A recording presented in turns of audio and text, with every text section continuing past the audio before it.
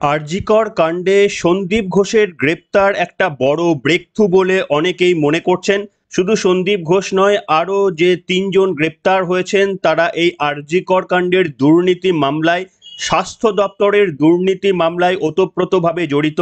বিশেষ করে আসগর আলীর গ্রেপ্তারির পর মমতা বন্দ্যোপাধ্যায়ের নামটা কোনোভাবে একটা সংযুক্ত হয়ে যাচ্ছে।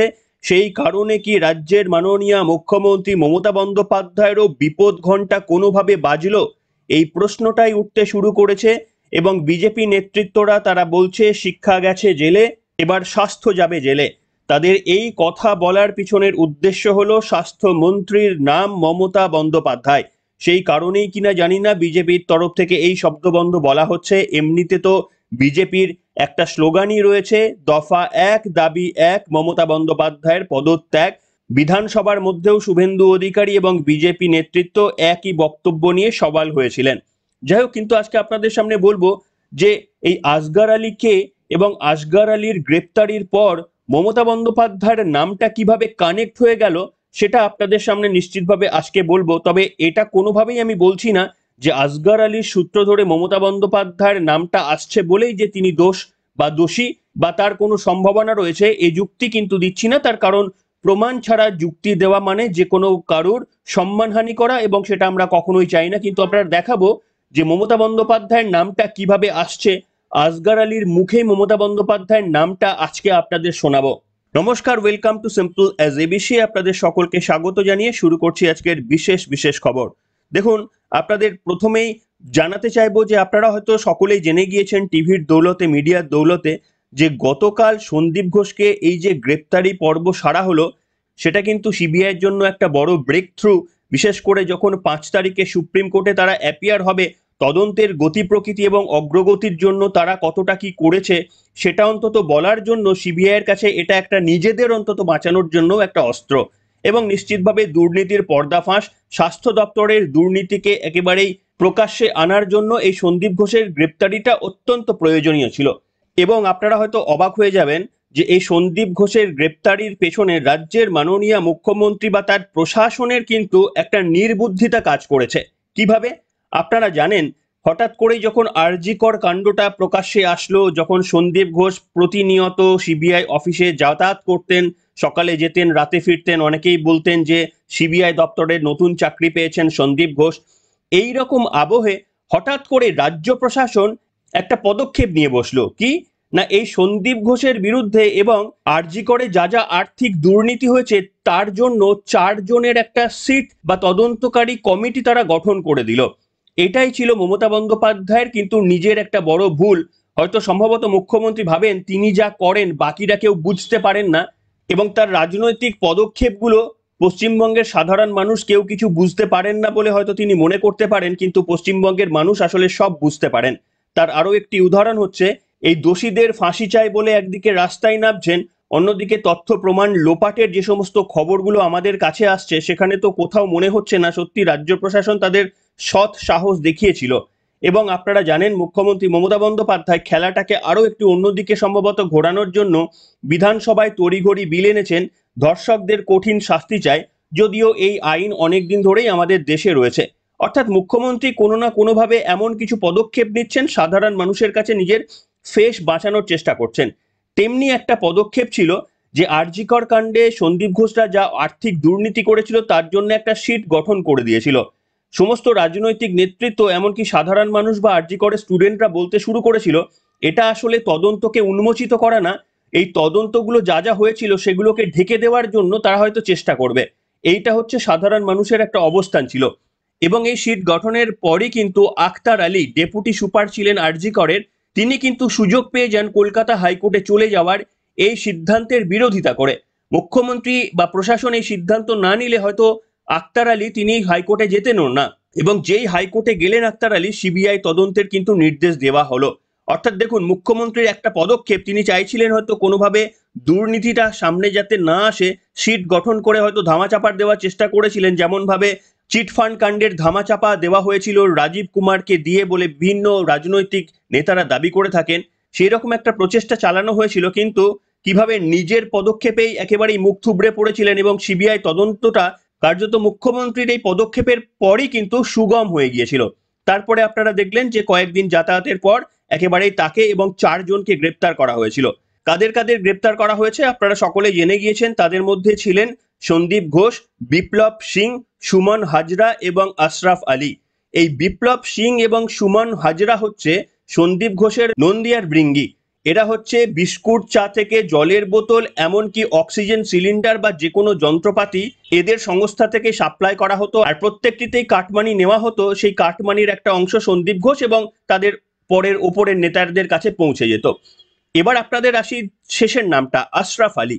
এই আশরাফ আলী ছিলেন প্রচন্ড দৌর্দণ্ড প্রতাপ একজন রক্ষী। তিনি হচ্ছেন সন্দীপ ঘোষের পার্সোনাল রক্ষী। আপনাদের দেখাতে চাইবো এই আশরাফ আলীর কিছু ভূমিকা। কয়েকদিন আগে একটা ভিডিও ভাইরাল হয়েছিল, আপনারা দেখেছিলেন কিনা আমি জানি না, যে এই মুহূর্তে আরজি করের যিনি প্রিন্সিপাল রয়েছেন প্রফেসর মানস বন্দ্যোপাধ্যায়, তার ঘরে গিয়ে কিভাবে এই আশরাফ আলী হুমকি দিচ্ছেন আপনারা একটু খেয়াল করুন। এবং হুমকিটা তো যেমন তেমন নয়ই, আপনারা খেয়াল করে দেখবেন পরিষ্কারভাবে হুমকি দিয়ে বলছেন যে দিদিকে ফোন করুন, আপনাদের কাছে যদি কারুর নাম্বার থাকে দিদিকে ফোন করুন। এবং তিনি আরো ক্ল্যারিফাই করে দিলেন দিদি মানে কে, দিদি মানে তো অনেকেও হতে পারে। পশ্চিমবঙ্গে তো আর দাদা আর দিদির এরকম অভাব নেই, তৃণমূল জামানায় এরকম প্রত্যেকটা অঞ্চলে দাদা আর দিদি রয়েছে। তাহলে দিদি বলতে কি আমরা যাকে বুঝছি সেই? আশরাফ আলী কিন্তু ওই ভিডিওর মধ্যেই বলে দিয়েছিলেন দিদি মানে হচ্ছে সিএম, চিফ মিনিস্টার। আসুন সেই ভিডিওটা আপনারা দেখুন। এবং মমতা বন্দ্যোপাধ্যায়ের নাম কিন্তু একেবারে কিভাবে নিচ্ছিলেন এই আশরাফ আলী, যাকে দুর্নীতির জন্য গ্রেপ্তার করেছে সিবিআই, তিনি কিন্তু মমতা বন্দ্যোপাধ্যায়ের নামটা নিয়েছিলেন। সেই ভিডিওটা ভাইরাল হয়েছিল, সত্য মিথ্যা আমরা জানি না, একেবারেই যে কোনো সোশ্যাল মিডিয়ায় আপনারা দেখতে পারেন ভাইরাল হয়ে গিয়েছে। সেখান থেকে আমি একটা তুলে আপনাদের সামনে দেখাচ্ছি, দেখুন। वॉइस मेरा ऐसा है, वॉइस ऐसे ही है मेरा। हम लोग हर खान लोग का वॉइस ऐसे ही होता है। ঠিক আছে, ভয় আসতে করুন না। आप बोलून আপনি আপনি আপনি কি কি কিসের কাজটা করেন আপনি সেটা আমায় জানান। ও কোথায় গেল? স্টুডেন্ট একটা ছিল না, ও স্টুডেন্ট কি? আপনি আমাকে উত্তর দিন না। आप बोलून আপনি এখানে কি হিসেবে কাজ করেন? Additional security. আর কতদিন আছে? দিদি পাঠিয়েছে আমাকে। আপনি দিদির সঙ্গে কথা করুন, কি আছে বলুন আগে। দিদির সঙ্গে কথা করতে কে পাঠিয়েছিল আমাকে? এখানে কে পাঠিয়েছিল, কিসের জন্য? কতজন আছে আপনি? আমি জানি না, আমি ওই সব দেখতে জানি না কতজন আছে, কি করতে এসছে। আমাকে ওইসব দরকার নেই। আমাকে যে এরকম ওপেন করে গেছে আমি এরকম আছি। দিদিকে আপনি ফোন করুন। দিদির কাছে কারো নম্বর আছে বলুন। দিদি নেই, ফোন করতে বলুন। সিএম দিদিকে বলুন ফোন করতে। দেখলেন বন্ধুরা, বুঝতে পারছেন একজন অপরাধী যাকে সিবিআই একেবারেই গ্রেপ্তার করেছে, সে আরজি করের বর্তমান প্রিন্সিপাল মানস মুখোপাধ্যায়ের রুমে এসে হুমকি দিচ্ছেন। কিভাবে কথা বলছেন আপনারা দেখলেন, বলছেন যে আমি এই টোনেই কথা বলি, আমার গলার স্বর নাববে না। কিভাবে কথা বলছেন, এবং বলছেন যে আমাকে দিদি পাঠিয়েছে। কোন দিদি? না সিএম দিদি। বুঝতে পারছেন কতটা ক্ষমতা? আমি জানি না আশরাফ আলী সত্যি বলছেন না মিথ্যে বলছেন, সত্যি কি তাকে সিএম বা মমতা বন্দ্যোপাধ্যায় পাঠিয়েছিল কিনা, বা তিনি মমতা বন্দ্যোপাধ্যায়ের নাম তো নেননি, সিএম বলেছেন। এবার সিএম বলতে তো আমরা চিফ মিনিস্টারই বুঝি, নাকি সিএম বলতে তিনি অন্য কিছু বলেছেন, বুঝিয়েছেন। যাই হোক, আশা করি সিবিআই সেই সমস্ত জিনিসগুলো তদন্ত করে আমাদের সামনে আসবে। কিন্তু প্রশ্ন হচ্ছে মমতা বন্দ্যোপাধ্যায়ের নাম তো নিশ্চিতভাবে জড়িয়ে আগেই ছিল, কারণ তিনি স্বাস্থ্যমন্ত্রী। আলটিমেটলি রেসপন্সিবিলিটি তাকে নিতেই হতো, তাই মমতা বন্দ্যোপাধ্যায়ের নাম তো এমনিভাবেই ছিল। কিন্তু প্রশ্ন হচ্ছে যে আশরাফ আলীকে গ্রেপ্তার করা হয়েছে, তিনি মুখে উচ্চারণ করছেন সিএম এর নাম। এরপরে আমি জানি না যে সিবিআই তদন্তের অগ্রগতিটাকে ঠিক কোন জায়গায় নিয়ে যেতে পারবে। তদন্তের স্বার্থে সিবিআই কাদের কাদের র্যাডারে আনার চেষ্টা করবেন, এবং এই সমস্ত আশরাফ আলীদের তো সহজে মুখ খোলানো সম্ভব নয়। আর সিবিআই এর কাছে কোনো রকম 3rd ডিগ্রি মারের ব্যবস্থা বা তারা সেটা করেও না, সেটা তাদের এখতিয়ারের মধ্যেও থাকে না। তাই এই আশরাফ আলীরা কতটা সঠিক তথ্য দিতে পারবেন এবং কার নির্দেশে তারা এই সমস্ত কাণ্ড কারখানা ঘটাতেন, সেটা যেমন প্রিন্সিপালের রুমে হুমকি দিয়ে তারা বলতে পারতেন, আশা করি সিবিআই এর দপ্তরেও সেই নামগুলো তারা জমা দেবেন। যদি জমা দিতে পারেন সেক্ষেত্রে কিন্তু অনেক তাবড় তাবড় নেতৃত্বের কপালে দুঃখ থাকতে পারে। এবং যেভাবে শিক্ষা দপ্তর পুরোটাই জেলে চলে গিয়েছিল, আগামী দিনে স্বাস্থ্য দপ্তর পুরোটা জেলে গেলেও কিন্তু অবাক হওয়ার কিছু থাকবে না। এবং আরো একটা জিনিসে আমার সংশয় হচ্ছে যে অভিষেক বন্দ্যোপাধ্যায়ের আচরণ, তার আচরণটা কিছুটা হলেও কিন্তু গোলমেলে ঠেকছে। আপনারা খেয়াল করে দেখবেন যে ছাত্র পরিষদের যেদিন অনুষ্ঠান ছিল সেখানে মমতা বন্দ্যোপাধ্যায় কিন্তু একবারের জন্য সন্দীপ ঘোষকে নিয়ে কোনো বক্তব্য রাখেননি, অথচ অভিষেক বন্দ্যোপাধ্যায় কেন সন্দীপ ঘোষকে গ্রেপ্তার করা হচ্ছে না মমতা বন্দ্যোপাধ্যায়ের উপস্থিতিতে সেই প্রশ্ন তুলে দিয়েছিলেন। সম্ভবত মমতা বন্দ্যোপাধ্যায়ের বিড়ম্বনাটাকে তিনি কিছুটা বাড়িয়েই দিয়েছিলেন।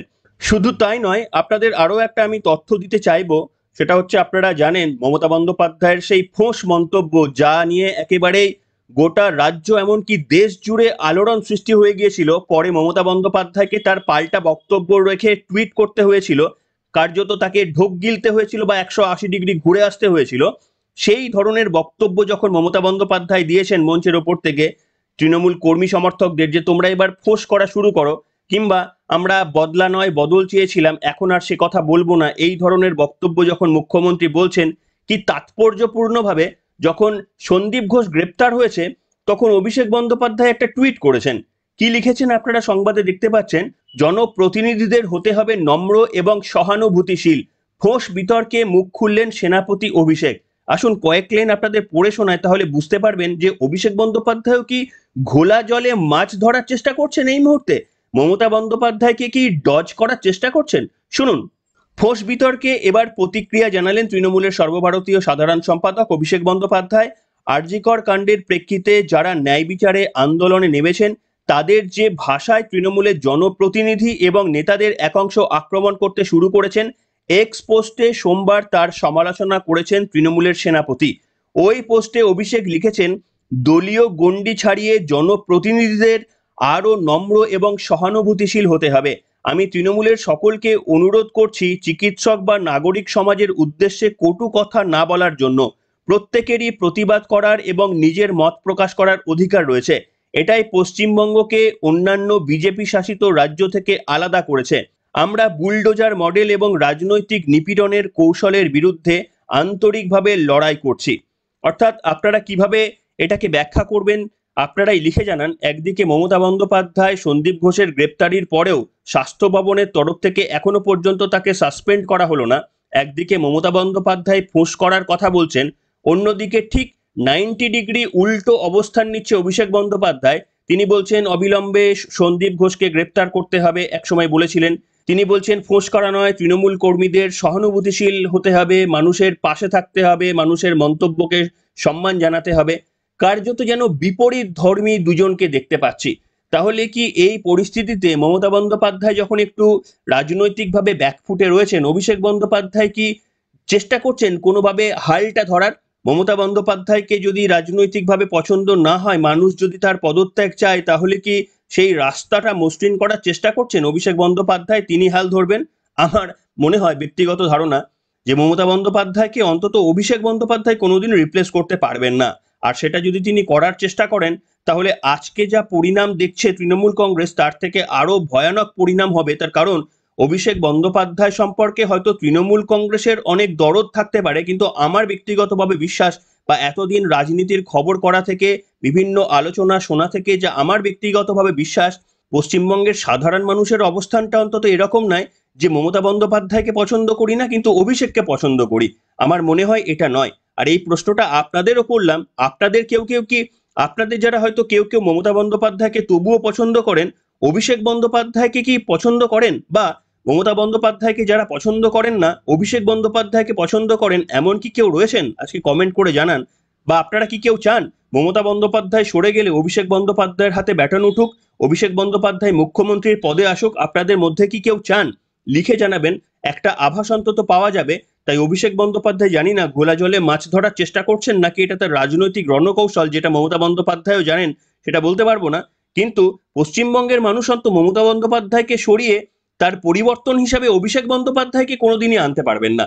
কারণ পশ্চিমবঙ্গের মানুষ এটা জানেন, যাহাই অভিষেক তাহাই মমতা, এদের মধ্যে নীতিগতভাবে কোনো তফাৎ নেই এবং দুর্নীতির বিরুদ্ধে এরা একেবারে সমান অবস্থান। এদের শিল্পনীতি বলুন, দুর্নীতি বলুন, এদের সমান অবস্থান। তাই যে 7 লক্ষ ভোটে একটা লোকসভা নির্বাচন জিততে পারে, তার উপর পশ্চিমবঙ্গের মানুষ যে আস্থা দেখাবেন এবং তার নিরপেক্ষতার উপর যে পশ্চিমবঙ্গের মানুষ ভরসা দেখাবেন, এটা তো আমার মনে হয় না। আপনারাই লিখে জানান না আজকের কমেন্ট বক্সে যে অভিষেক বন্দ্যোপাধ্যায়কে কি আপনারা পশ্চিমবঙ্গের মুখ হিসাবে দেখতে চান? আজকের পর্বে লিখে জানান, তাহলেই অনেকটা আভাস ক্লিয়ার হয়ে যাবে। এখনকার মতো এখানে শেষ করলাম।